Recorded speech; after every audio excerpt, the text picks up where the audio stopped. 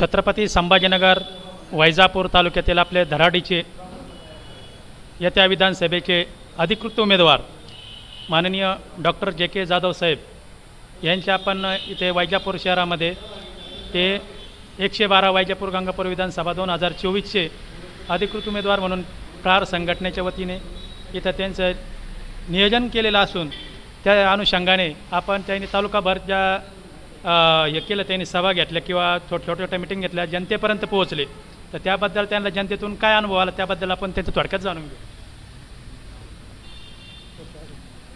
आम्ही वैजापूर विधानसभा क्षेत्रामध्ये जेवढी गावं आहेत त्या सर्व 205 गावामध्ये आम्ही गेलो. आमचे कार्यकर्ते गेले. प्रत्येक गावामध्ये आम्ही गावकऱ्याशी चर्चा केली. तिथले पदाधिकारी होते वेगवेगळ्या संघटनेचे किंवा ग्रामपंचायत members, society members, chairman, sarpanch इत्यादीशी चर्चा केली. त्या गावातल्या समस्या जाणून घेतल्या. आणि मी आतापर्यंत काय काम केलेलं आहे हे काही ठिकाणी गंगापूर तालुक्यातल्या गावाला लोकांना माहीत नव्हतं. तर आमचा परिचय आम्ही प्रत्येक गावात दिला. आमचे हँडआउट वाटले आणि आपल्याला पुढं काय काम करायचं आहे त्यांच्या समस्या काय आम्ही जाणून घेतल्या. आता ज्या समस्या जाणवल्या आम्हाला, ज्या आमच्या लक्षात आल्या त्यामध्ये प्रामुख्याने 4-5 प्रकारच्या समस्या होत्या. नंबर 1, जे रस्ते तयार झालेले आहेत गेल्या 1 वर्षामध्ये ते रस्ते खराब झालेले होते. तिथली खडी निघाली, वाळू निघाली, डांबर निघालं. हा एक मुद्दा. दुसरा मुद्दा की बऱ्याच ठिकाणी रस्त्यांची गरज आहे. अत्यंत कच्चे रस्ते होते की ज्या ठिकाणी बैलसुद्धा चालू शकत नाही पावसाळ्यामध्ये. अशा प्रकारचे रस्ते बऱ्याच ठिकाणी आढळले. मी काही उदाहरणसुद्धा तुम्हाला देऊ शकतो. आता हे नवीन रस्ते व्हायला हवे होते आतापर्यंत, परंतु ते झाले नाहीत.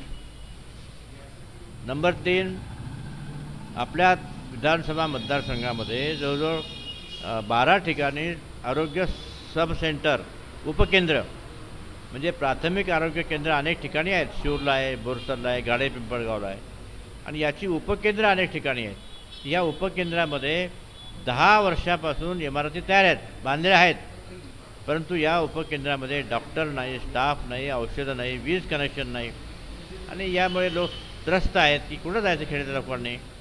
हा एक मुद्दा होता. पुढचा मुद्दा असा होता की अनेक गावामध्ये स्टेट ट्रान्सपोर्टच्या बसेस थांबत नाहीत किंवा स्टेट ट्रान्सपोर्टच्या बसेस येत नाहीत. त्यामुळे शाळेत जाणाऱ्या मुलींची, वृद्धांची फार गैरव्यवस्था होते. पुढचा मुद्दा असा आमच्या लक्षात आला की जिल्हा परिषद शाळा ज्या ठिकाणी आहे 8वीपर्यंत आहे, 5वीपर्यंत आहे, 10वीपर्यंत आहे, या सर्व ठिकाणी बहुतेक सर्व म्हणजे 70% शाळेमध्ये इमारतीची दुरावस्था झालेली आहे.